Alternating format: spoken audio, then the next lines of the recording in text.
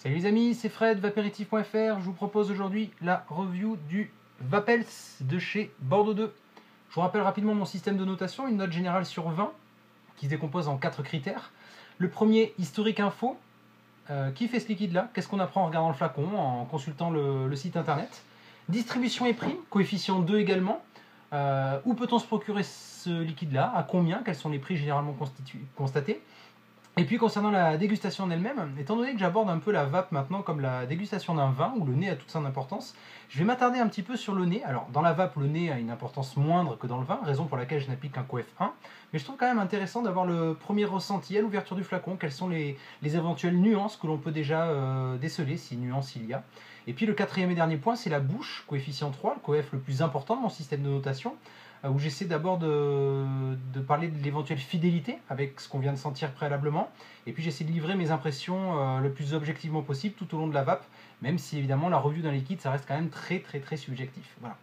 Bordeaux 2, pour ceux qui ne connaissent pas, c'est la première boutique physique à avoir ouvert en Aquitaine en 2011, donc il y a déjà une certaine ancienneté, une certaine assise. C'est une URL, le nom exact c'est Take a Breath, prenez une bouffée. Olivier Médina, on est le jeune patron.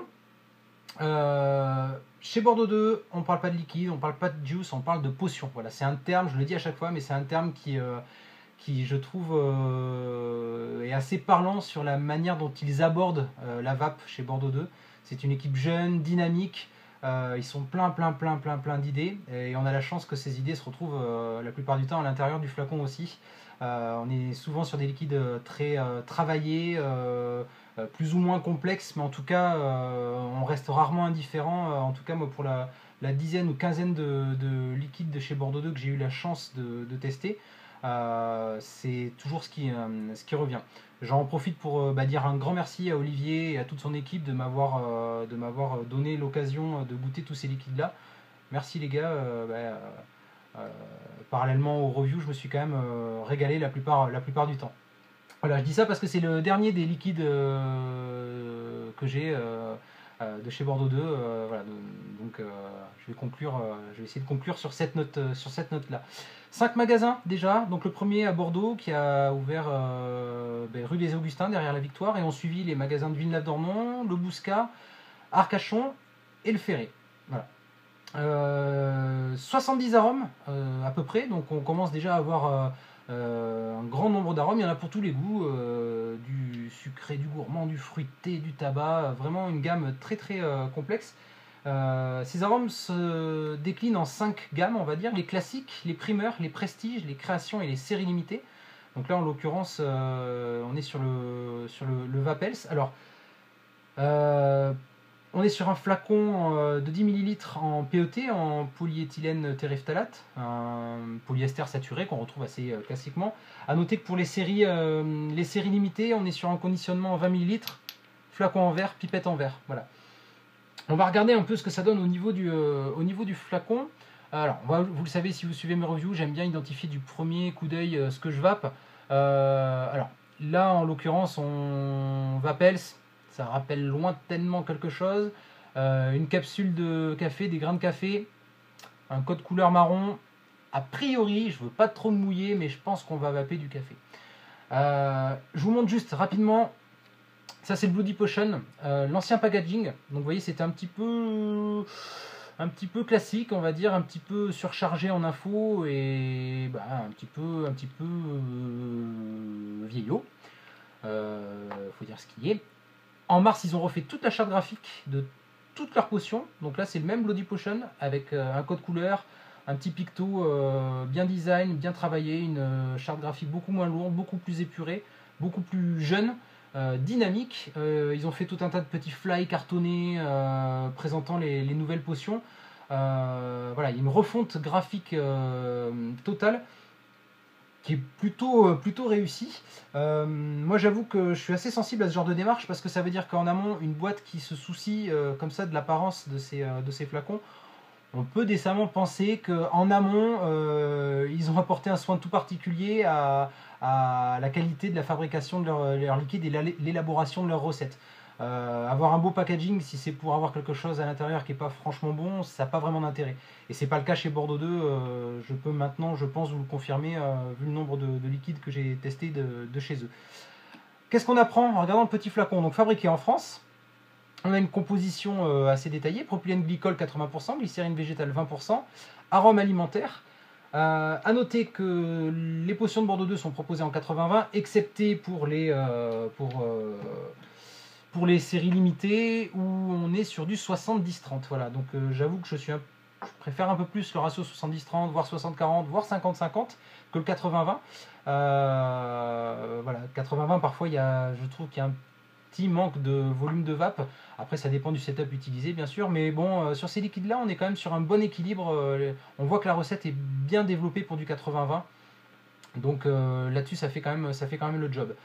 On a une date limite d'utilisation, un taux de nicotine. Alors chez Bordeaux 2, les potions sont proposées en 0, 6, 11 et 16. Là, en l'occurrence, c'est du 6 mg.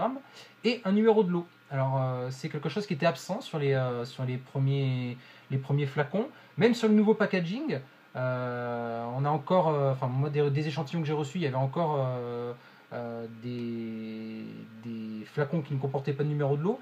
Mais ça y est, désormais, toutes les potions de Bordeaux 2 ont un numéro de lot.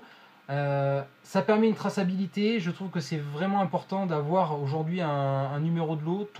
La plupart des fabricants français en ont un. Beaucoup de fabricants étrangers en posent un aussi. Donc c'est un pas de plus vers la transparence du process de fabrication. Ça permet d'éventuellement remonter dans la chaîne de production si jamais il y a eu un liquide défectueux, ça peut arriver. Bon, j'ai jamais constaté chez Bordeaux 2, mais ça peut arriver. Et sans numéro de lot, ben, on peut pas tracer, on peut pas écarter le batch incriminé. 20 sur 20, COF2, je sais, c'est une très bonne note, c'est la meilleure note, tout simplement parce que ben, pour moi, on a toutes les infos dont on a besoin, tous les pictos, bien évidemment, classiques. On a aussi des infos sur le site internet, sur le Facebook, il y a pas mal de photos du nouveau labo. Donc voilà, vraiment une transparence très intéressante sur le processus de fabrication et clairement sur ce qu'on va vaper. Distribution et prix, COF2. Alors, ces liquides-là, vous les trouvez bien évidemment dans les 5 magasins que j'ai précédemment cités. Si vous n'avez pas la chance d'habiter la région, ça arrive, hein. Vous pouvez très bien commander sur le site bordeaux2.com, je vous mettrai le lien dans les commentaires. Ce sont des liquides qu'on trouve à 5,90 €. Alors sur certaines refs, on a un conditionnement en 30 ml proposé à 15,90 €, ce qui fait du 5,30 € les 10 ml. Il faudra rajouter 3,90 € de frais de port, sachant que vous pouvez aussi commander et directement retirer au magasin de Villeneuve, ce qui vous permet en fait d'être sûr qu'au moment où vous vous présentez au magasin de Villeneuve, il y aura la référence exacte que vous recherchez au taux de nicotine demandé. Ils ont quand même un minimum de stock, hein, bien sûr, mais ce sont des liquides qui ont quand même pas mal de succès, donc c'est vrai que les stocks, même s'il y a des réappros assez régulières, il peut arriver qu'ils n'aient pas ce produit-là en stock. Donc au moins en commandant sur internet, on est sûr d'avoir ce qu'on recherche. A noter que pour les séries limitées, on est sur du 15,90 € les 20 ml. Donc ramené aux 10 ml, ça fait 7,95 €. Là effectivement, on est sur une gamme de prix un peu plus élevée. J'ai mis une note de 19 sur 20 COF2. Alors, c'est une note qui est élevée. Autant pour celui-ci, 5,90 €, voire 5,30 € sur certaines refs, les 10 ml. Clairement, on est vraiment placé. On est dans les prix du marché. J'ai malheureusement eu l'occasion de tester des liquides plus chers que ça et vraiment moins travaillés, moins riches et moins bons à mon goût. Pour les séries limitées, effectivement, on est sur une moyenne haute. Maintenant, c'est une manière aussi, ce 19 sur 20, plutôt de noter un rapport qualité-prix. Oui, on est sur une moyenne, une fourchette plutôt haute. Par contre, on en a pour son argent, clairement. Voilà. On va passer à la dégustation maintenant. Que donne ce petit Vapels au nez? Alors, clairement, moi je suis pas un expert en café. Je suis pas sûr et certain que ce genre de liquide ce soit une mise en valeur de le tester au nez. Parce que le café pour moi, ça se boit chaud, voire tiède, rarement froid. J'ai un peu de mal avec le café froid. Je connais des gens qui aiment bien laisser refroidir leur tasse et le boire vraiment quand il commence à être froid. C'est pas trop mon kiff. Et alors, en le sentant comme ça au premier nez, on va dire, j'ai plutôt l'impression d'avoir le nez au-dessus d'une tasse de café pratiquement terminée et froide. Voilà. Il n'y a pas la sensation de chaleur au nez forcément, donc c'est un peu compliqué. Ça reste relativement fidèle au café que je connais. J'ai l'impression que c'est... alors on parle de café torréfié, dans le sens où il y a les petits grains qui sont justement imprimés. Et moi, ça me fait vraiment penser à des grains de café grillés. C'est le principe de la torréfaction. Hein. Après, bon, je dis peut-être des bêtises, je ne suis pas spécialiste en café, je viens de vous le dire. Mais voilà, j'ai plutôt cette sensation-là de sentir des grains de café fraîchement grillés. Après, voilà, on est sur un arôme assez basique. Hein, même si de tous les cafés que j'ai goûtés jusqu'à présent, c'est celui qui me semble le plus riche et le plus fidèle au café. Mais voilà, on n'est pas sur je sais pas, un Hawaiian Potion ou un Malibu Ice, un truc avec plein d'arômes différents. Là, on est vraiment axé café. J'ai mis une note de 12,5. Coef1, c'est pas une note qui est extrêmement élevée. Maintenant, voilà, il faut que je sois objectif aussi. C'est pas ce que j'aime forcément. Le nez, ben, comme je vous l'ai dit, juger un café au nez, c'est un peu compliqué. Maintenant, voilà, ça reste quand même très fidèle. On n'est pas du tout sur un truc chimique. On est vraiment très très proche du café. On va voir ce que ça donne en bouche maintenant sur un MVP, un Pro Tank 2 avec un micro-coil coton cardé à 1,9 ohm et à... je vais mettre à 8 watts. C'est ce que j'utilise d'habitude sur le MVP.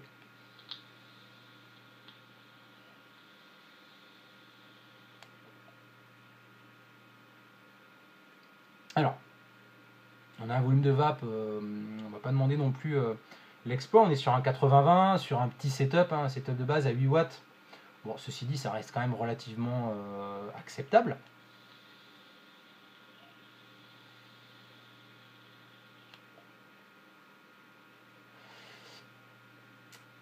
Première constatation, c'est pas vraiment fidèle à ce qu'on vient de sentir.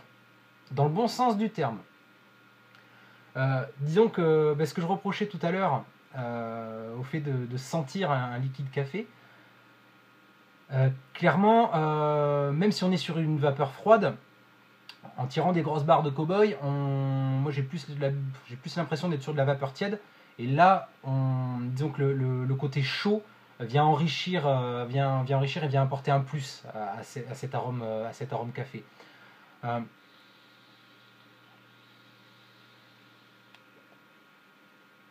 L'arôme est très présent en début de bouche. Il est présent tout au long de la vape, mais je trouve qu'en fin de bouche, il laisse la place à une note légèrement sucrée. Et ça, c'est quand même relativement agréable.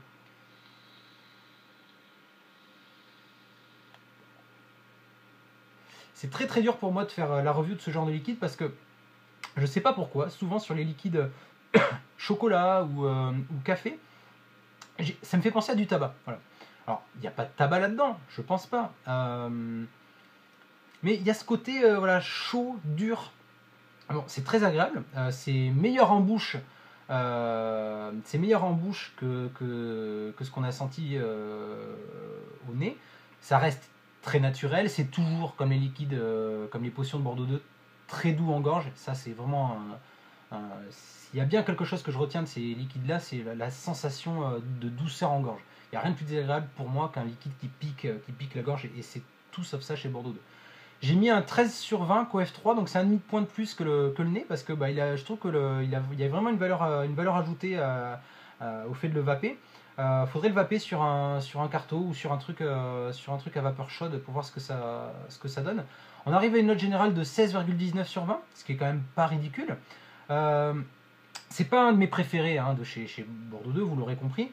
Mais il faut quand même reconnaître dans un sens que il est très simple, il n'y a pas de tentative de recette complexe, de mélange.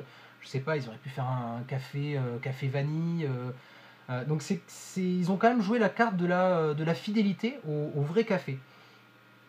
à réserver plutôt aux fans du genre. Si vous avez l'habitude de vaper du café, ça m'intéresserait aussi que vous goûtiez et que vous me donniez votre ressenti. Moi, vraiment, ce que je ressens, c'est ce petit côté grain de café grillé. C'est assez agréable. Je vous avoue que c'est pour un all day, moi je pourrais pas. C'est un petit peu trop lourd, un petit peu trop écœurant.